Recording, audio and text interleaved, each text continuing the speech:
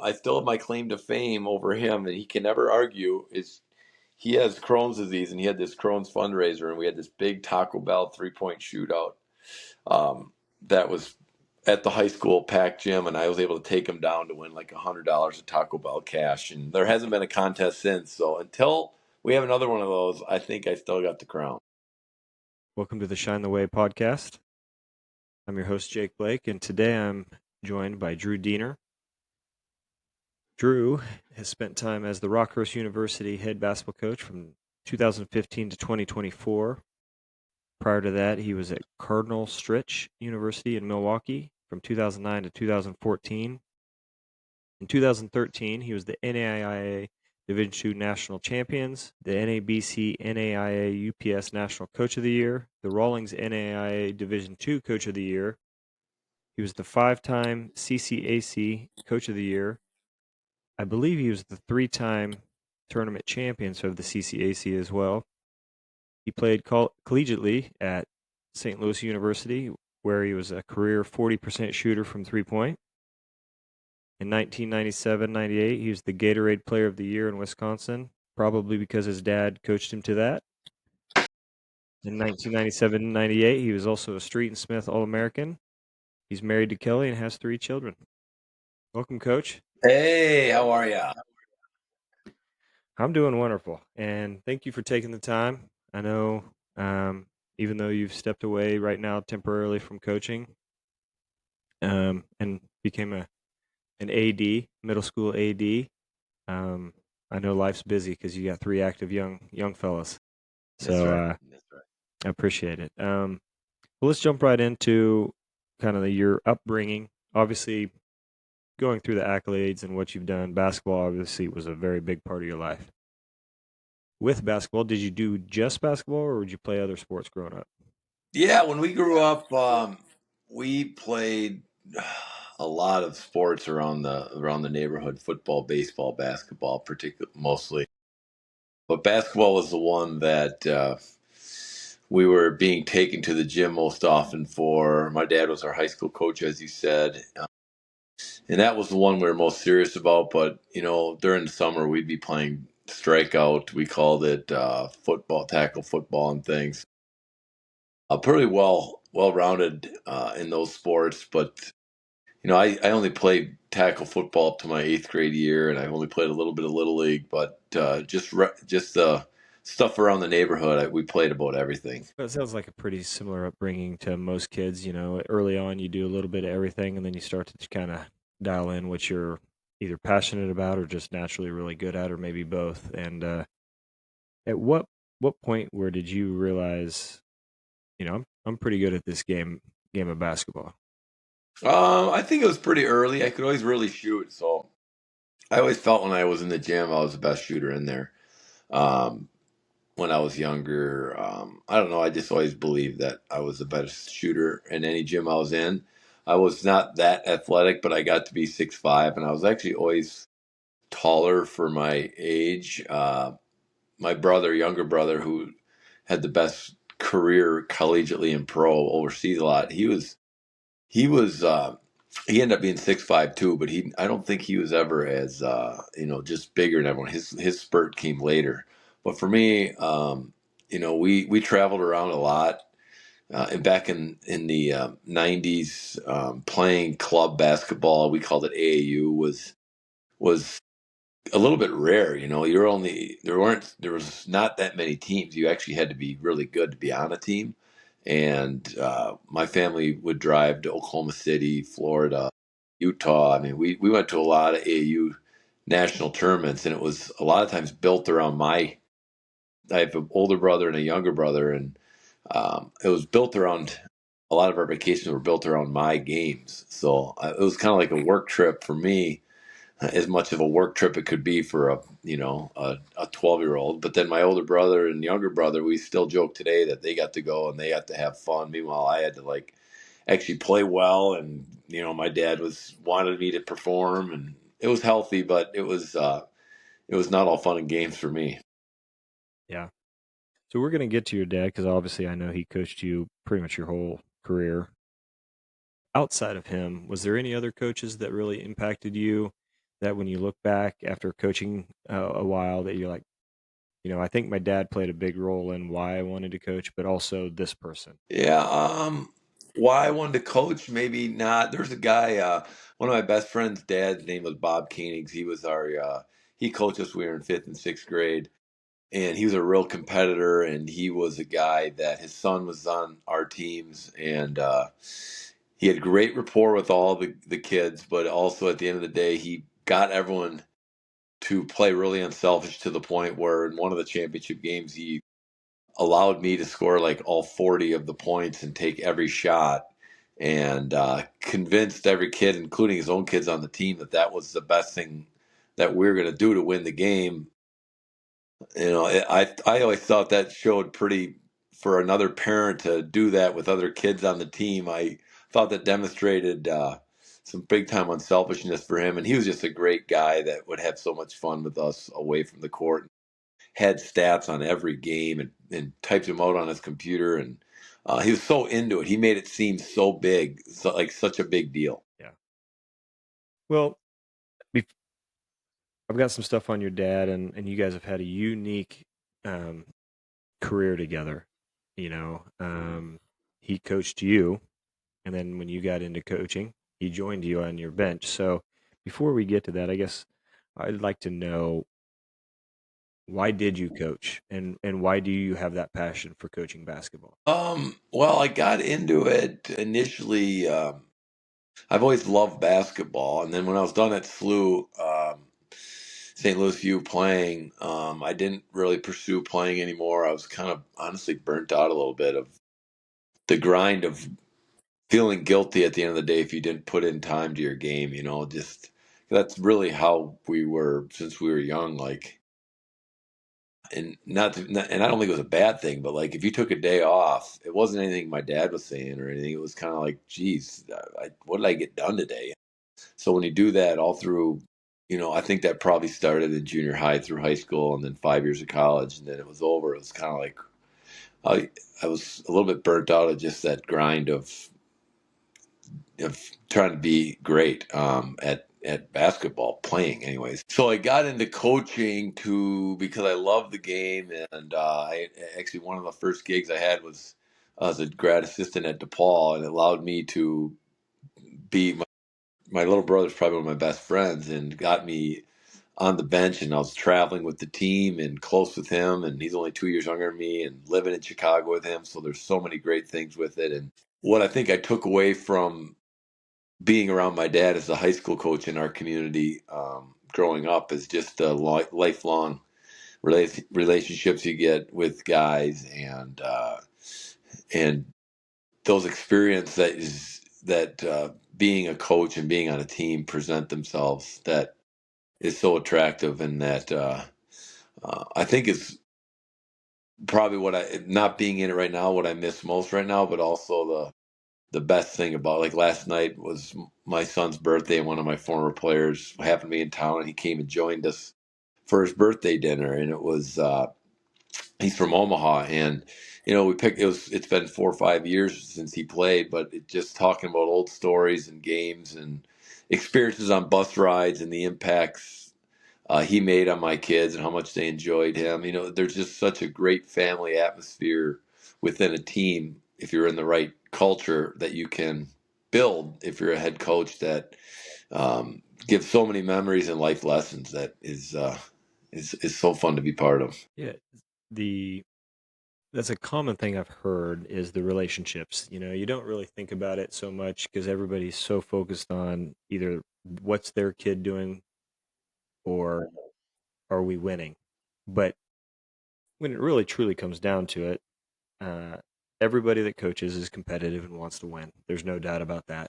But that can't be the sole reason why you do what you do, because you put in so many hours. And you even mentioned last night, or about last night, that you were at your kid's birthday party, and there's many times I've heard of coaches, especially at the college level, where you might have to miss that because you got a game or you got something going, you're on the road, and so you have to have that relationship with your players as well.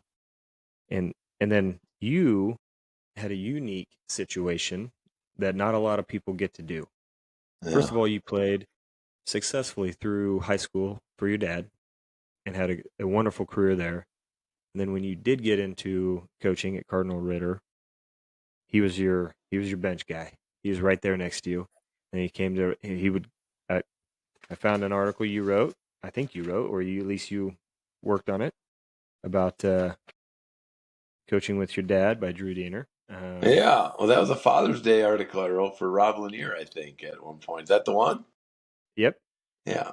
Um, and so I read through that and I loved it, everything about it, because I'm interested in coaching my kids because I was coached by my dad and just that interaction, riding to and from games, and that's exactly what I took from this article. The the 12-minute ride from their condo to the gym, it was special. So I guess my question about this is, how much different was it playing for him than being the head coach when he's your assistant? Like how was that dynamic? Yeah, it was pretty different. What's interesting is he was as a as a player for him at Fondy, it's my high school. You know, he really likes to have a good time away from basketball, but when he's on game day or we lose a game the next day or on the way to a game, like when we were growing up, before we were playing for him, there was not to be any screwing around in the house. And if we lost, my mom would be like, "You guys get outside," almost like you see in like the old movies of whoever you name the old coaches, Bobby Knight and these guys who just would be so intense on game day and get your game face on and no talking on the bus and that whole old school approach.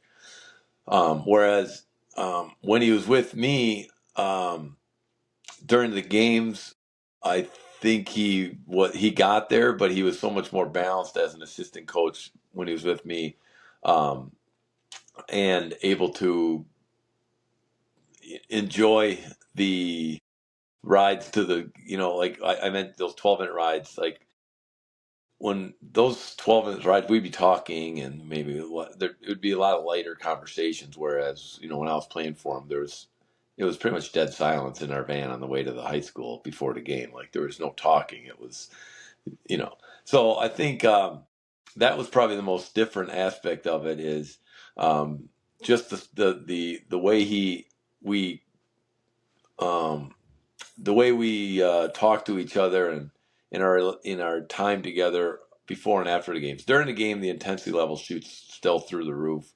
But the good thing about being assistant, he was, he knew, and he hadn't been an assistant for a long time when he was with me, but he started his career as an assistant. He was a D3 assistant up in Wisconsin, but he was very smart, and I think that because he had assistants on his staff, guys who were friends, like he would be very willing to give his opinion, but he doesn't feel bad if I didn't take it, and that's so important.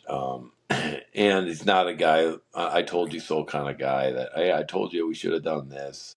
He always tried to make, if you made a decision that didn't work out, trying to make you feel like, hey, this, I understand why you made that decision. So, um, just really supportive and always, um, you could tell knows kind of what's going through a head coach's head after a loss, especially, and trying to address those aspects to help me mentally through that. Did that had to be for a young head coach at Cardinal to have your dad who had, I mean, a wealth of knowledge, obviously, to know that you could lean on him when needed, but that he was also comfortable in who he was, that he wasn't going to overtake and try to, you know, be the head coach even though he wasn't the head coach.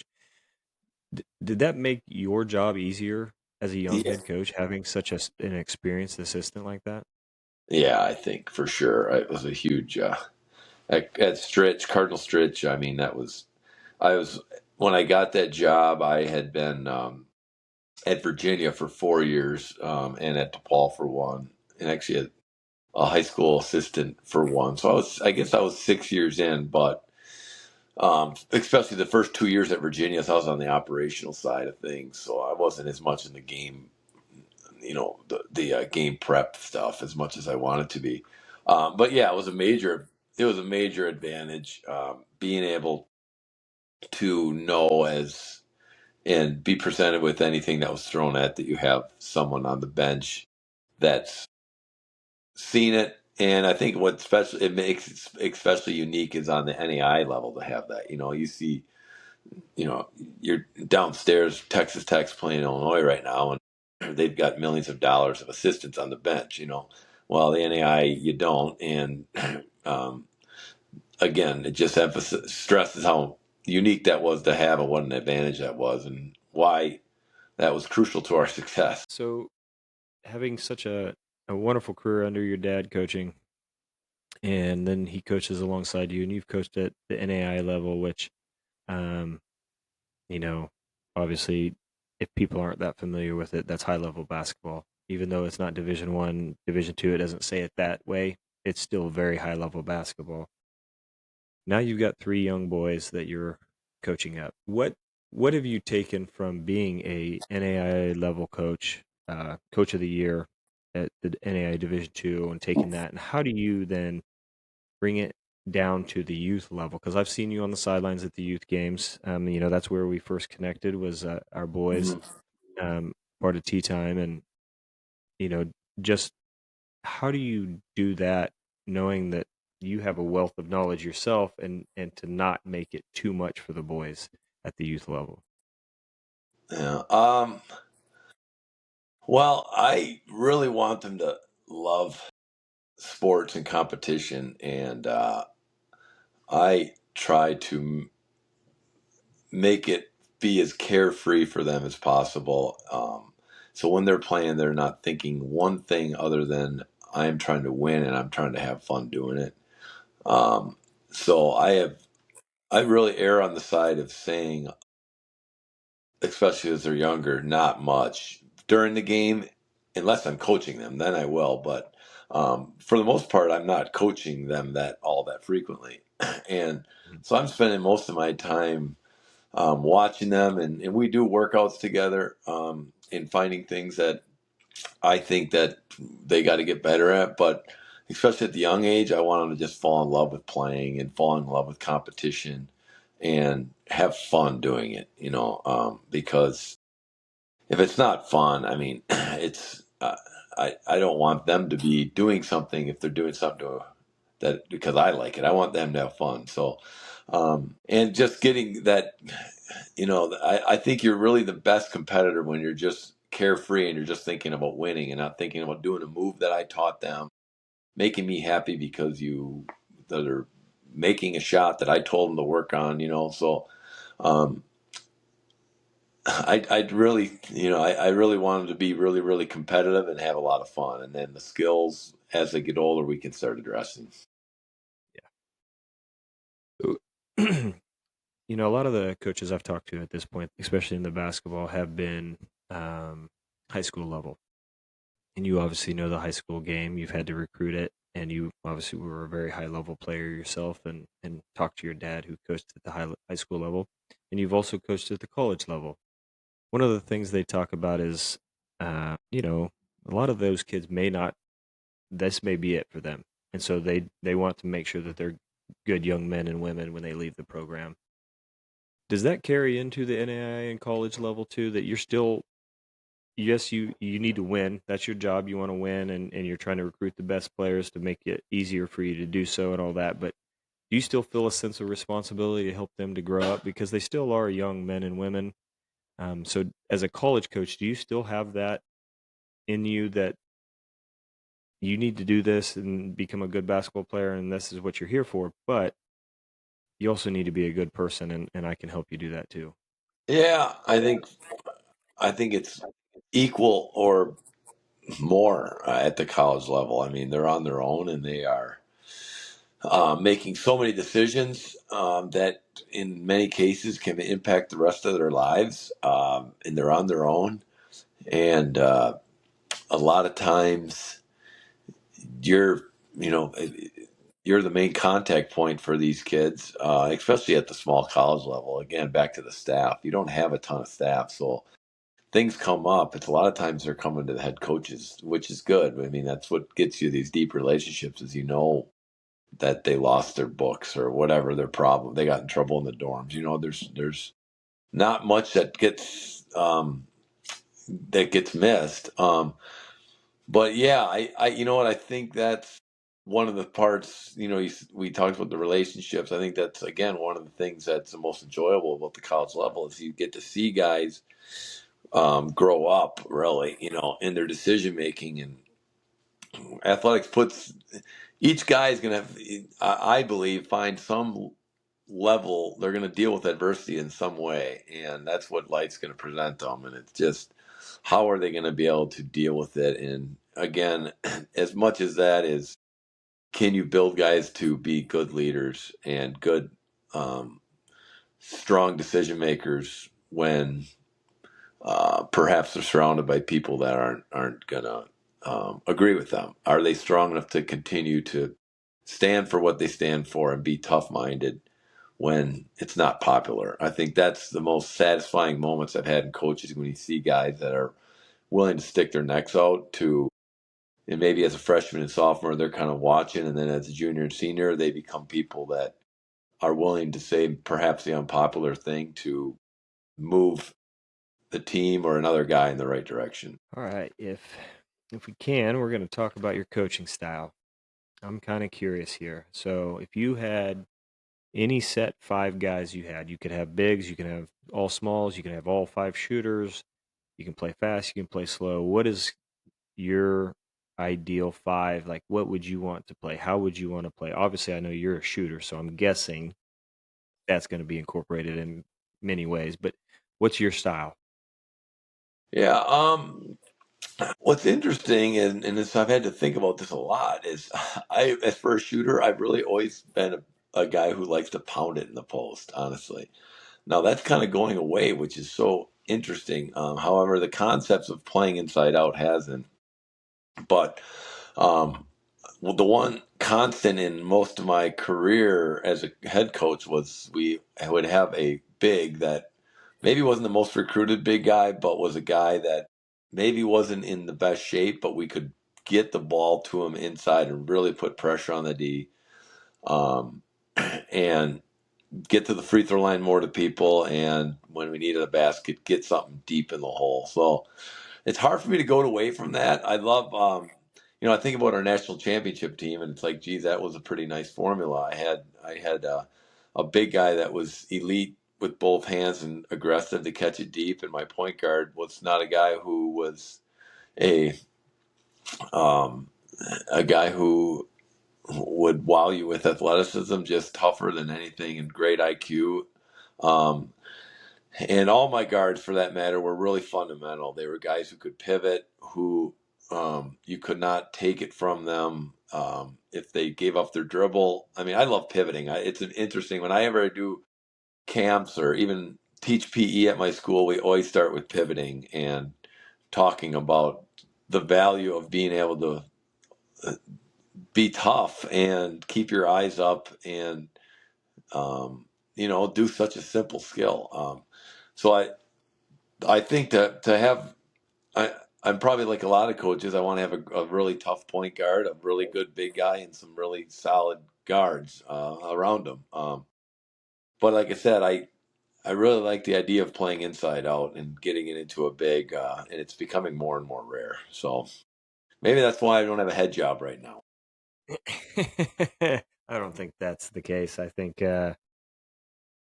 don't think that's the case at all. I think you can still play that style. I mean, you're seeing it in the NBA with Jokic and them that, well, he may not necessarily always post up, but he can be in there and then he can wing a pass over to the corner for Christian Brown to hit a three. And that's just as valuable. You're playing inside out.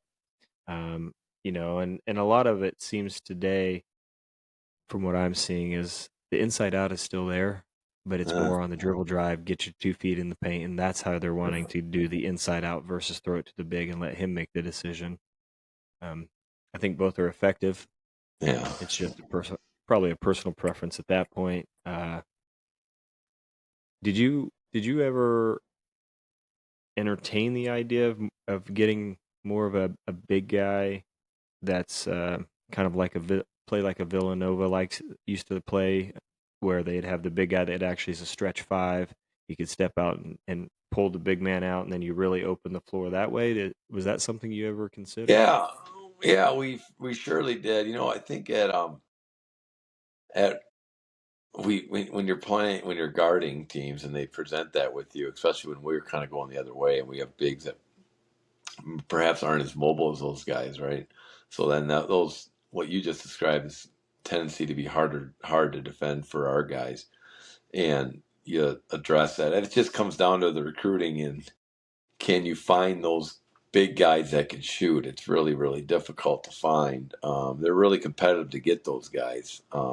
So I can't say I've ever been able to really. You know what's interesting is the guy we had to do that.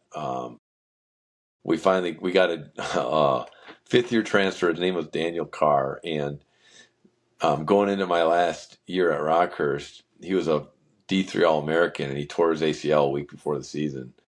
So we didn't have him, and we were forced to play really small with a five that was he was a way undersized five, and we played kind of what we were planning on with Daniel Carr. Um, But so yeah, I wanted to do that, and actually that kid came back last year and played, and actually had a pretty good year for Rockhurst, and he's playing overseas now. He's a great kid, but yeah, we wanted to get to that. It's just can you find them? It's so competitive to find those guys that can shoot, especially. I mean, you can find 6'4" guys at the D2 level, but the 6, 7, 8 guys Hmm. are tough. Do you, not being all that familiar with recruiting and kind of how that process works, but it does fascinate me. Do you go out on the recruiting trail and just want to see players, or are you going, say there's a big event at home field, are you going with a specific mindset, or are you just trying to watch it all? And if you see a player that maybe you weren't there, maybe you're there looking for that 6'7", 6'8", stretch five, stretch four, but you see a guard, do you adjust maybe what you're after, or do you have to stay pretty locked in that now we've got guards, so we need a big? Or do you take that, like, if he could be a special player, Yeah. are you able to make that adjustment? Yeah, I think right now for sure you are. I mean, back when the rosters weren't changing over as much, it depended more on the year. But now I think, and even in my last 2 years, like you're going into every year thinking you're losing every guy. So you're really looking at every guy. Uh, but for me, I was mostly going in and just trying to, get the watch any local kid I could, the local teams, and then also the Wisconsin teams and the Illinois teams, just places where I'm familiar with, and I could have people that could whether it be a connection for me or help me or in those areas, or if you're in it in a long time, you make so many contacts where you're looking at the sheet and you see a kid from a high school that you remember, you hit it off with a coach when you were at Virginia or something, and it gives you a reason to connect with that guy, and the next thing you Mhm. know, you're looking at him, and it's amazing how sometimes you end up getting a kid off of a contact that you had so long ago. And sometimes they work out great, and sometimes, well, it was a nice try. Yeah, yeah. With at the college level, you obviously you won a national championship, so you played in a big game. Um, how do you, and this is a little different nowadays because, like you said, the roster turnover is a little bit more than it was. But let's just assume that you are going to have a good number of your roster coming back. How do you handle one after a year, like the year you won it, that next year, if you're coming back to the same location, and you have a decent number of your roster, how do you keep them the fire in their belly to come back and compete? But then also, if you get to that game and you lose it, and how would you handle that? Like getting to the championship game or just getting to the tourney or. Yeah, just a big game. How do you at the college level, is it much different to than the high school level to get them going back? Like, hey, we lost the tough one, but we got a game on Saturday, so let's go. You know what? The GLVC, which was what I was at Rockhurst, The scheduling there was always interesting because you play a Thursday night game and then you play a Saturday game. So those turnarounds were really, Ooh. I mean, they were frequent all year long. So you could be on the road on a Thursday night and be playing at Truman State, right? And you know that you play at Quincy, which is an hour and a half away on Saturday. And you would be, uh, if you win, it's a great deal. You wake up and after you after the game on Thursday night, you're watching the film and then you're watching the Quincy film and you're up late till 2, but you're in a great mood, and then you're waking up and you're meeting the team in the lobby and you're getting on that bus for a couple hours and going. Um, the hard ones are what, like you said, when you lose that Truman State game on Thursday, and all of a sudden you lose a tough one or whatever you have. I alluded to one of the toughest games we ever lost in that article with Rob Lanier at Quincy when the clock. I think the next year they put in the rule that point three has to come off the clock actually because anyways, that was like the hardest loss we've ever had. That was brutal. And then the next day Yeah. we had to go to Truman State, and it's like you get there and everyone's just totally smacked down in the face, and you got to try to rally the troops and have like a good practice. I think in that, I I think it all comes back to relationships. You got to believe that you have a connection with the guys to, no matter if you're in the good spot or the bad spot, that you can through your relationship know what can maybe push their buttons to get them believing that you can do it or believing that you got to do it again because you're on top of the world, with the national championship team. I had a group of guys. I had some really competitive kids back that were leaders, that were just desperate, and I think those studs set the tone for you. I had a player, Tony Smith, that um, he was a junior on the on the national championship team, and then the next year he came back and we conditioned at 6:30 in the morning just to send a message to his team on how determined he was. He would have one of our GAs like we always thought he had to get better at finishing through contact at the rim. So our 6:30 in the morning conditioning is horrible stuff. But he would get there at 6 a.m. to 6:30. So when all of his teammates came in, he was in a full lather getting wailed on by a pad before the conditioning even started. And it just set a tone that your leaders, like, that's off a national title. You're in here 30 minutes before we're about to go through this and you're already in a sweat. I mean, that speaks louder than anything a coach can do. Hmm. Yeah. Well, now I want to jump into some quick hitters, but before I do that, did you play? Who was your coach at St. Louis? Was it Rick Majerus, or was he there yet? No, no, he wasn't. So I got He wasn't. recruited by Spoon. I redshirted. Then I had 3 for Okay. Romar and 1 for Soderberg. Okay. Okay. Um, how was that? Going from being coached by your dad, who was tough as a coach, but then having a couple of different guys that didn't really even recruit you the first time. How was that? Um, it was, you know what, I'm different. I had a buddy, my teammate of mine, like when Romar resigned, I remember he like ran out of the press conference crying, and I was just like, dude, what? Come on, what's the big? I loved Romar. He's one of my favorite guys ever. But it's like, they.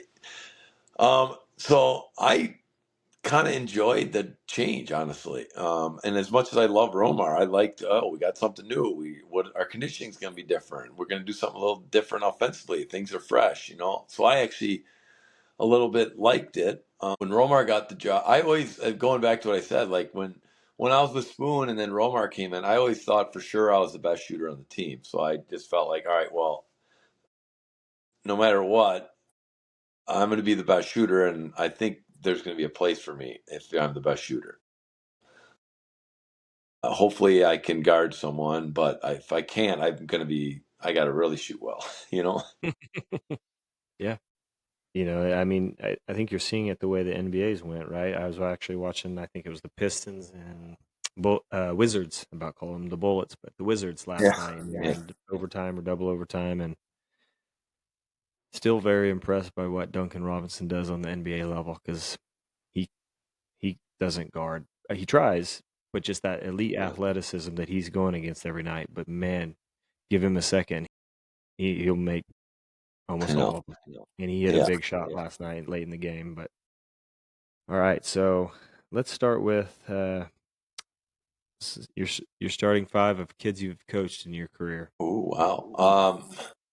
Some of your all times, all My all timers. times, my starting five: Derek Semenos. Now he was an NAI player, but he was a transfer from Wisconsin Green Bay.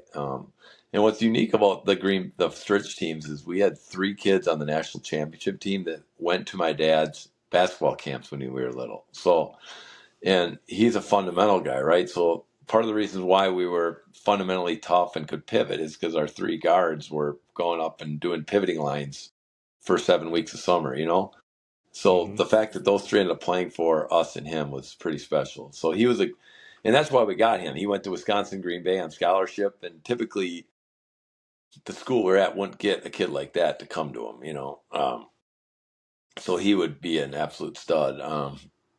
Our 5 man at that level was really good. He was a D2 transfer, Darren Moore. He was absolutely a stud, stud player. Um, our point guard from there is a kid that went to my dad's. I mean, you know what? I think I would take most of those guys on that team, and then I'd throw in a couple guys that, there were some guys at Rockhurst that were Miles White, who's playing at Lipscomb right now, is just a really hard guy that he could defend and just such a great person all the way around. I had some Nick Voles, who was a homeschool kid from local here, who wasn't that athletic, but just had the biggest heart and could fight his way into anything and just super competitive. He stands out as a guy that would be hard to keep off the roster. I mean, there's honestly, as I'm saying these names, I'm thinking of other guys that are being told that Quentin Curry was tough. Curtis Lewis. I mean, it's just hard to pick five, honestly. Yeah, no, that's okay. And I always tell, usually that's the direction it goes with whoever I'm talking about. They're like, stopping at five is impossible. And so I said, well, that means you've had a good run as a coach, because if you could quickly name five, and honestly, I mean, it'd have been easy for you just to say, I'll take my starting five from my national championship team. They Yeah, obviously were pretty good. yeah, Um, yeah. Before I get to the next question, what's the difference between NAI one, Division One, and Division Two? Is there much of a difference there? Is it school size, or like what is that difference? Well, they've combined now because a lot of Okay, NAI ones went to D2 and they were losing a lot of, so their numbers were getting down. So so there's just about the 3 years, yeah, now it's just all NAI. Back in okay. the day, what the difference was is the NAI ones had some more scholarship money than the twos. So it didn't necessarily mean that all the NAI ones used all that money. It kind of depends on the conference. So, Mhm. like Indiana Wesleyan was NAI Division Two, and they've always been NAI Division Two, and they've always been as good as the Division One. So now we're all one. For the most part, the ones, if you want a blanket statement, you'd say that they're 60% of the time the better ones. Mhm. There's some of the Division Two ones are really well resourced and are in a good spot. So you guys were Division Two when you won the national championship, Yeah, right? yeah. But so I'm assuming anybody that wins the national championship in D2 could probably compete with the majority of the D1s. Yeah, yeah. Like Okay. that year we beat division an NCAA D2 school, Winona State, who was like really good back then. And we were playing. We tried to schedule NCAA D2s because I was in this thing when I was in Wisconsin that we I wanted to prove, and I didn't have a good enough record because it is a higher level NCAA Division two. The bodies are just bigger, but I just wanted to prove that NEI that we can beat these teams. And we had a losing record, but the good years we were able to. Yeah. All right. Give me some of the top five or so best players you've ever had to scheme against as a college coach. JJ Redick would be one. When I was at Virginia, we played him. He had 40 on us. Uh, just so good at moving off the ball. The other guys, there were some guys at St. Xavier, which is a NEI school in Chicago, that um, are not big names, but are really hard to guard against. At Rockhurst, I would say there were some big guys. Well, there's a kid named Broderick Thomas that played in the NBA at Truman State that was really difficult to guard. Mhm. If I just want to wow with names, I just go down the Virginia the the Right. Virginia players. But um, you know, the small college, it's all relative. So it's you got guys in the players of the year in the GLVC are for your current team are really as hard to guard. I would say the guys that stick out there are, I mean, the fact that Broderick Thomas sticks out and Reddick was really a pain. I mean, I'd say those stick out the most. As a shooter, you probably had to appreciate the way he moves off the ball and shoots the ball as well. JJ Yeah, Redick, that is. Yeah, we'll see if he's a good head coach in the NBA or not. It's when you have Luca and LeBron, you yeah, should win a lot of games. But yeah. give me your all-time St. Louis University starting five. Mm. Um, I would go Larry Hughes, Anthony Bonner, Ed McCauley. Okay, I haven't seen Ed McCauley, but hey, I'm going with Ed McCauley. Um, and then I would go with Erwin Claggett. These are names. Do you know? Ever heard of these guys? Erwin Claggett. Um, the first two, not the last two. Okay. Erwin Claggett played before me. And then I'd go with probably Scotty Highmark as a shooter. He was right before me. He was really an elite shooter. So, Yeah. Now I remember Larry Hughes. I really mhm, like the way he played. yeah. Your all-time NBA five. Are you an old school guy or a new school guy? I'm a mix. I like LeBron. I love how he passes. I like, well, I got to get out of my new school. I, when I grew up, I was always a Magic and Kareem guy, but I'm still going to put Kareem in there because I think his hook shot is actually unguardable. I mean, I don't know if that still Mm, could be guarded. So I'm going yeah. Kareem in LeBron. I'm going with Steph because his shooting is just amazing to me.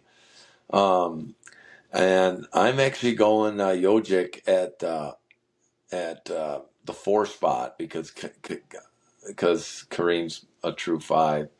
And then my last one is probably going to be, let's see, Everett just walked in here, so now he's listening. He's probably sitting here telling me what games. I might go with Giannis actually. That's a long team right there. Get some athleticism since Kareem isn't that athletic, and Steph's not super athletic. Yeah. I think you're the first guy that left Jordan off his. That's interesting. Well, I kind of did that just because Everett was sitting here, so I'll have Jordan coming off my bench at the six man. Okay. Well, that makes it all better then. Yeah. I'm sure Jordan would take that kindly Yeah. coming off the Yeah. bench. But Yeah. uh, so is Everett still sitting there? Yeah, he is. He's sitting there All right. listening. Well, this is a question. I'm kind of curious. Who's the best shooter in the family? Two parts to this. One, your whole family, and also the family right there in Kansas City. Oh, well, I've always answered this. I think just catch and shoot. I still would take me over anyone. On both questions, me in the whole family and in this Mhm. house without a question. Um, and my brother Drake is probably the best shooter if you have to move a lot. I'm more of a stationary kind of guy. Mhm. He had a I still have my claim to fame over him, and he can never argue. Is He has Crohn's disease, and he had this Crohn's fundraiser, and we had this big Taco Bell 3-point shootout. That was at the high school packed gym, and I was able to take him down to win like $100 of Taco Bell cash. And there hasn't been a contest since. So until we have another one of those, I think I still got the crown. Okay. Who is the best shooter you've ever seen in person? Well, I think the best um 1 hour shooting. You've heard of Steve Novak or not? Yeah. Yeah, he's from Milwaukee. Hmm. He came to Stritch one time and put on a 1 hour shooting display that I I mean, I think he was out of his mind that day. I mean, he's an elite shooter, but it was insane the numbers he was putting up. I mean, I want to say he had hit like 73s in a row. I mean, it was That's unbelievable. crazy. It was crazy. It was unbelievable. So anytime I think of elite shooting, I mean, in practice or just getting shots up, I don't think I've ever seen anything like. Yeah. Who are some of your favorite shooters of all time that you just have enjoyed watching? Um, I love Max Strus actually because he played in the Lewis Flyers. He played D2 before he went to DePaul, and I love how he can fly off screens and his legs are so strong. And Clay's amazing.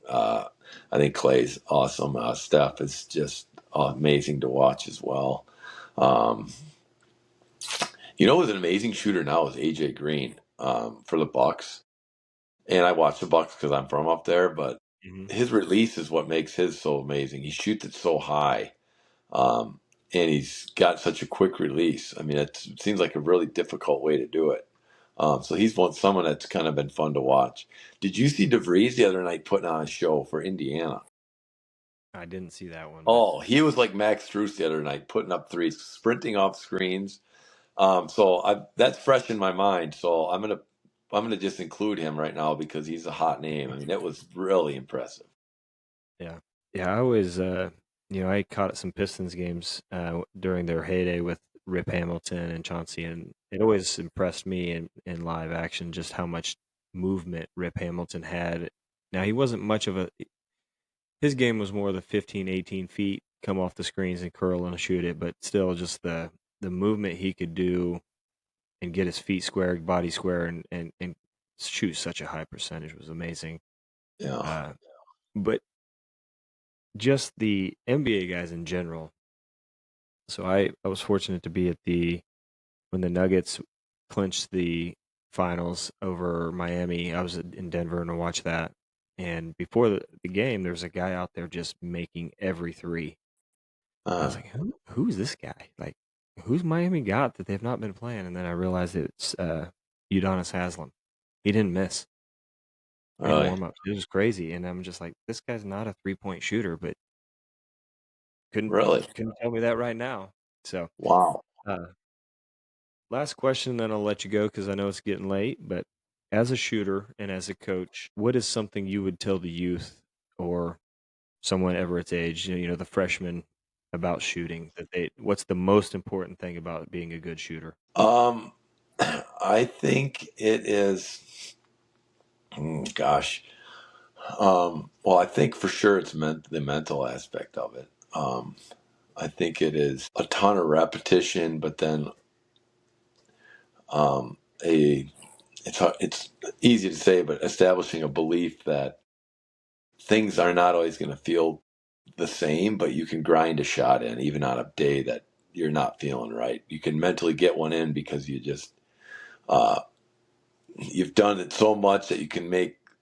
And it's kind of contradicting myself, but like you can change a little things or just slightly do things differently to find a way to make a shot that day if you've got that many reps. And that's kind of contradictory because I think one of the weaknesses now is when players are always like when I was coaching, they always come, "What's my shot look like in this?" I'm like, dude, you got to be able to figure. I think at some point a player has got to be able to figure out, hey, this isn't feeling right. I need more arc. I need, But I think sometimes guys are too analytical on their shot. They're trying to, how's my elbow here, there, and they're just overcritical of their shot instead of just trying to figure it out on their own. There, you shouldn't need someone to answer everything for you at some point. You got to just figure it out. What that day, maybe your legs are tired. You need to have more legs that day, more arch, hold your foul. There's got to be some things you just lean on that you do that you don't need a coach to tell you to do. Um, but I think everything starts with the base. Well, outside of the mental, it's the base. I think the biggest issue is when guys don't have a great base and they don't have balance. If you don't have good balance, it's really tough. Well, Drew, I greatly appreciate you taking the time, and best of luck to Everett this year. Basketball season is just about to kick off, and I think he's going to have a fun year. At least I hope he does. And uh, whenever you're ready to get back in there. Whoever you're coaching is going to be a team I'm going to root for. So, Very good. yeah, I Well, appreciate it. very good. Right now, I got the fifth and sixth grade B team at St. Paul, so I'll get you some gear to wear. Hey, you give me some gear, I'll sport it. I saw you the other day put it on the Mambas, so uh, little Yeah. I watched. I think Everett's got some competition from Little Man for best in the family. That kid was Oh, cooking. Xavier, He was cooking. yeah. So, Good. uh, Well, but thanks a anyway, lot. This was fun. yeah, thank you. All right, bye.